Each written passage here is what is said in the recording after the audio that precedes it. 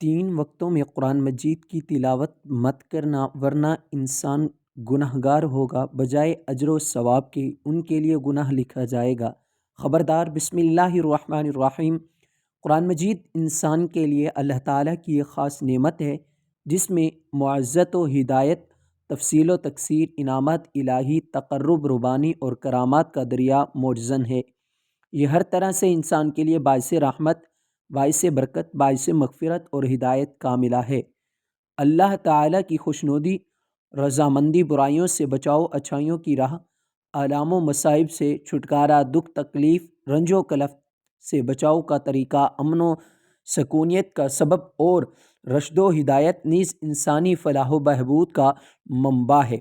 انسان کو صحیح معنوں میں مسجود ملائکہ اور اشرف المخلوقات بنانے کے لیے اللہ تعالیٰ نے خیر و شفا کا یہ منبع سب نبیوں کے سردار اور رسولوں کے امام حضرت محمد صلی اللہ علیہ وآلہ وسلم پر نازل کیا، اور اس عظیم کتاب کے تھامنے والوں کو سب امتوں سے افضل اور پڑھنے والوں کو سب انسانوں سے بہتر قرار دیا۔ یہ کتاب اللہ کے حضرت انسان اور امت مسلمہ سے حد درجہ پیار کا منہ بولتا ثبوت ہے۔ حضرت انسان اور مسلمانوں کو بھی چاہیے کہ وہ اس عظمت و رفعت کے مرکب کی کما حقہ قدر کرے اور اپنا انگ انگ اس کے حوالے کر دے، تبھی اس کی رحمت و برکات، مغفرت و ہدایت اور قرب الہی و انعامات ربانی کا حصول ہو سکتا ہے۔ قرآن مجید معبود حقیقی اور محبوب و مطلوب کا کلام خاص ہے۔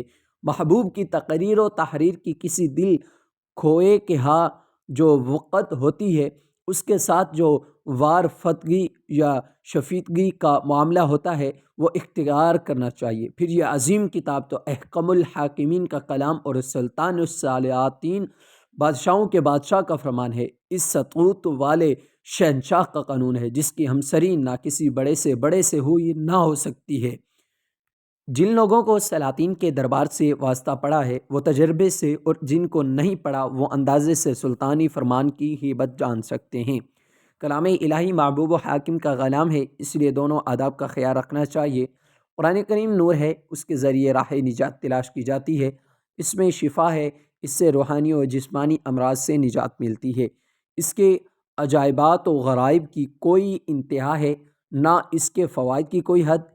یہ وہ کتاب ہے جس نے اولین و آخرین، جن و انس کو ہدایت کی راہ دکھلائی۔ جن لوگوں نے اس سے اعراض کیا اور اس سے لو لگائے بغیر راہ رو بنے وہ راہ یاب نہ ہو سکے، انہیں منزل نہ ملی، اور جنہوں نے اس کتاب پر اعتماد کیا وہی راہ یاب ہوئے۔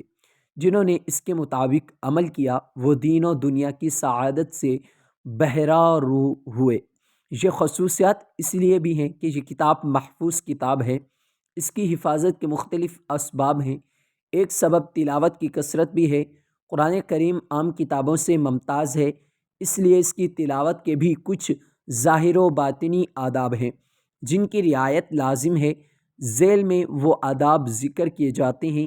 تلاوت کے ظاہری آداب: پہلا ادب، پاکیزگی، تلاوت کرتے وقت آدمی باوضو ہو، ادب و احترام کے ساتھ تلاوت کرے، خواہ کھڑے ہو کر یا بیٹھ کر۔ اگر بلا وضو لیٹ کر تلاوت کی جائے تب بھی ثواب ملے گا۔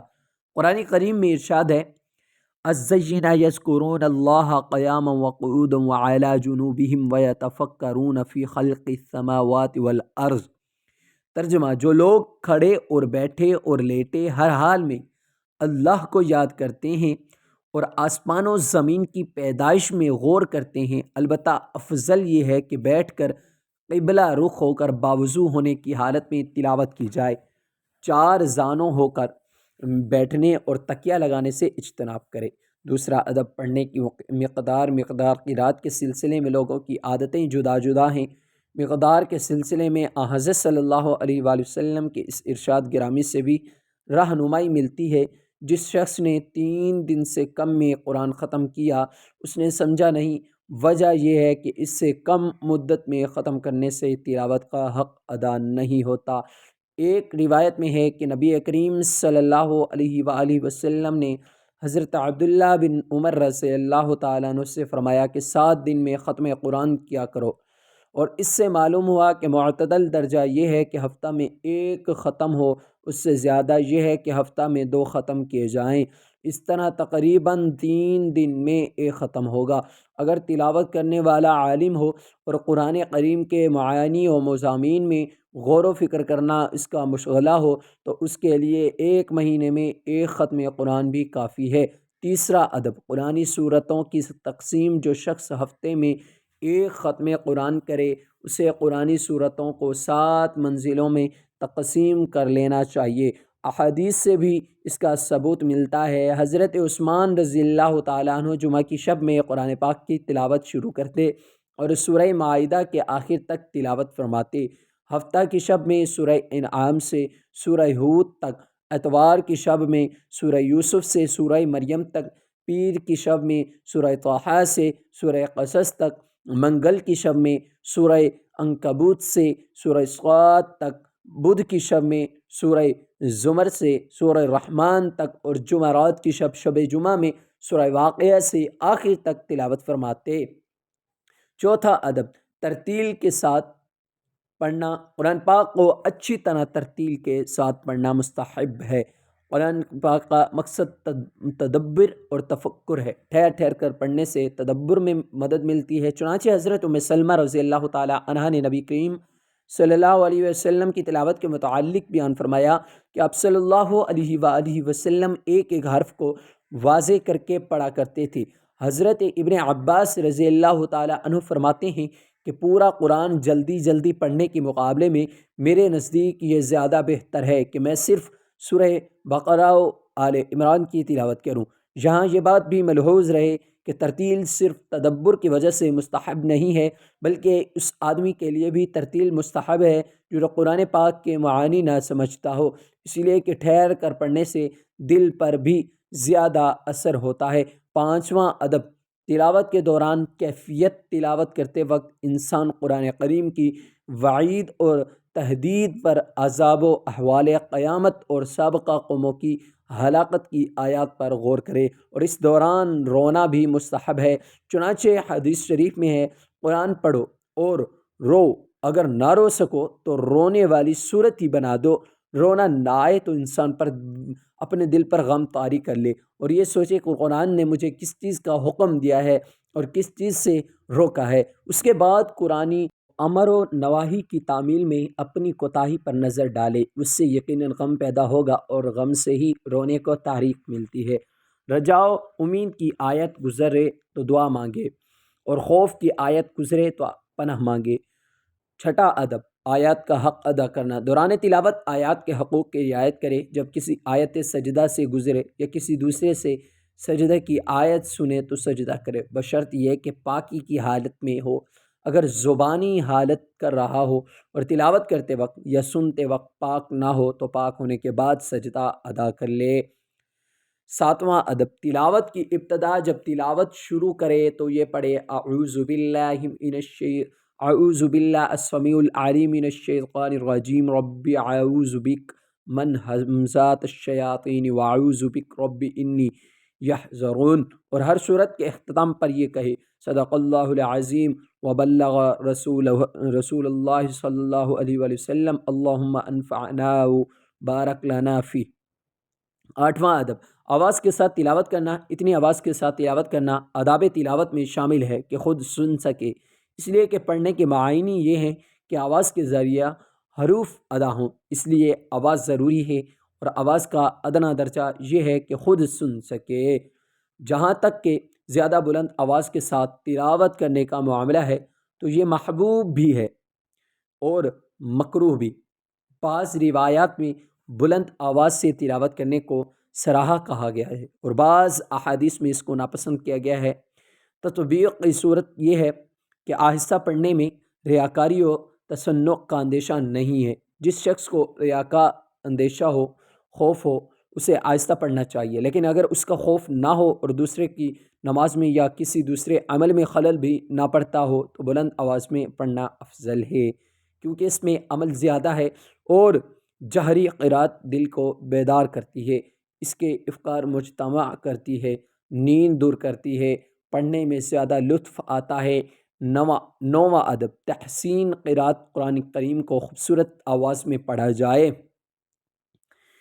تحسین قرات پر پوری توجہ دی جائے، لیکن حروف اتنے نہ کھینچے جائیں کہ الفاظ بدل جائیں اور نظم قرآنی میں خلل واقع ہو۔ اگر یہ شرائط ملحوظ رکھی جائیں تو تحسین قرات سنت ہے۔ حدیث شریف میں ہے زین القرآن باعثونکم، قرآن کو اپنی آواز سے زینت دو، سنن ابی داود۔ ایک اور حدیث میں ہے اللہ تعالیٰ نے کسی اور چیز کا اس قدر حکم نہیں دیا ہے جتنا قرآن کے ساتھ خوش آوازی کا نبی کو حکم دیا۔ بخاری باب من الما یتغن بالقرآن۔ اسی بیان پر مشتمل ایک اور روایت ہے بخاری فضائل اور قرآن ترجمہ، جو شخص خوش الحانی کے ساتھ قرآن نہ پڑھے وہ ہم میں سے نہیں ہے۔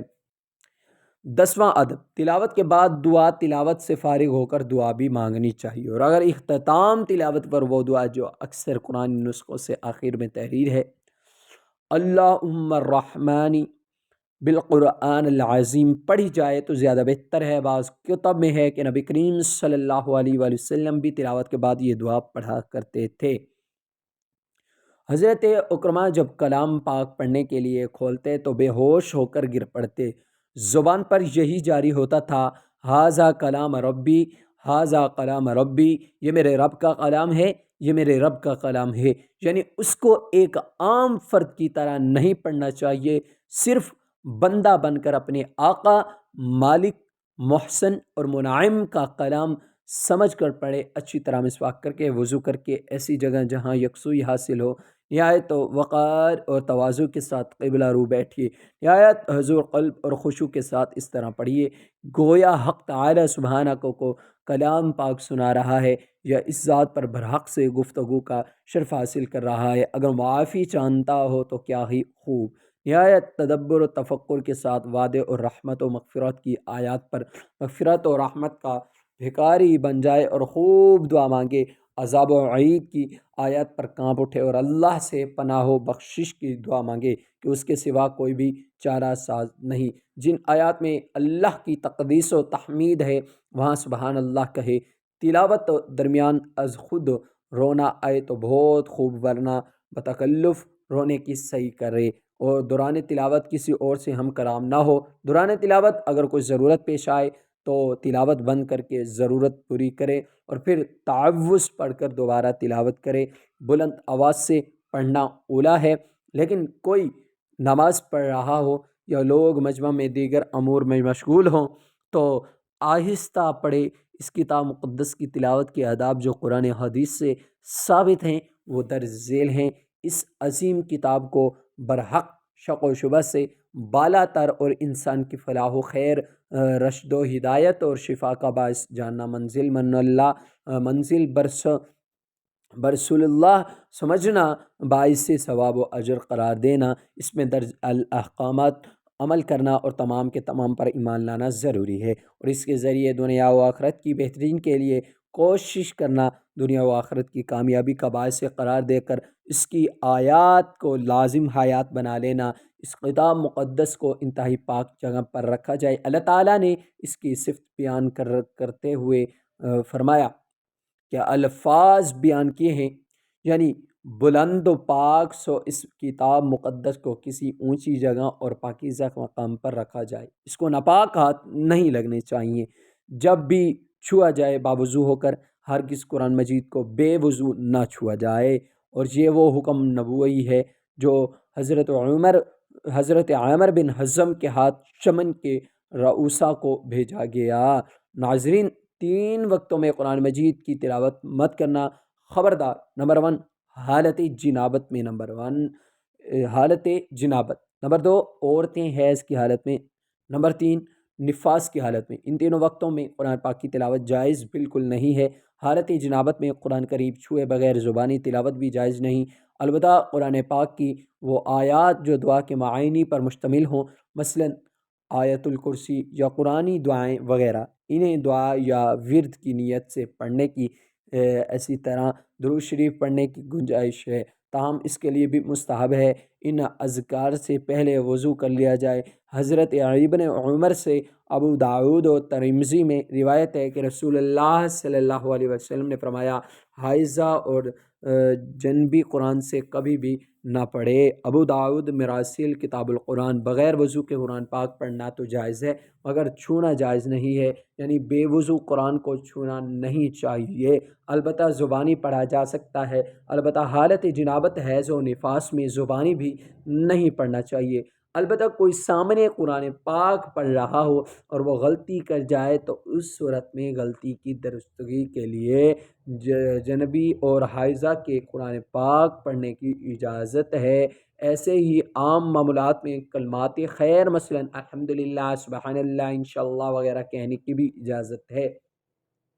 جب بھی قرآن پاک پڑھے بلند آواز سے پڑھے کہ اس کا سننا بھی باعث ثواب و رحمت ہے، اور اس سے یہ بھی مقصود ہے کہ اگر کوئی غلطی ہو تو کوئی سننے والا درست کر دے۔